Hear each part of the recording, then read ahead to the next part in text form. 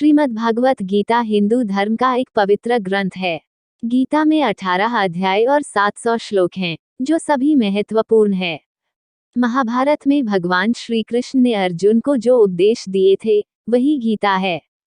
गीता में आत्मा, परमात्मा, भक्ति, कर्म, जीवन आदि का वृहद रूप से वर्णन किया गया है।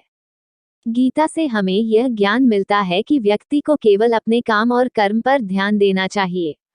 साथ ही कर्म करते समय इस बात का ध्यान रखना चाहिए कि हम जो भी कर्म कर रहे हैं, उसका फल भी हमें निश्चित ही प्राप्त होगा।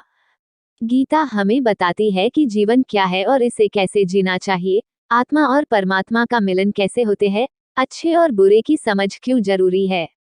इन सभी गूढ़ सवालों से जवाब हमें गीता से प्राप्त होते हैं।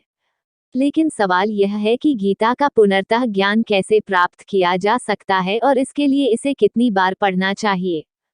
गीता या फिर किसी भी पाठ से ज्ञान को प्राप्त करने के 4 स्तर होते हैं: श्रवण या पठन ज्ञान, मनन ज्ञान, निधिध्यासन ज्ञान, अनुभव ज्ञान।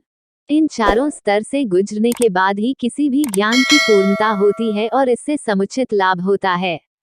इसका अर्थ यह है कि आप पहले पढ़ते या सुनते हैं, इसके बाद पढ़े सुने ज्ञान के बारे में चिंतन व मनन करते हैं।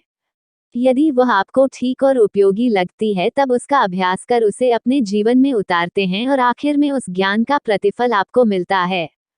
किसी भी ज्ञान को आप पढ़कर या सुनकर छोड़ देंगे, उसे अपनाएंगे नहीं तो उसका फल कैसे मिलेगा। यही बात गीता पर भी लागू होती है।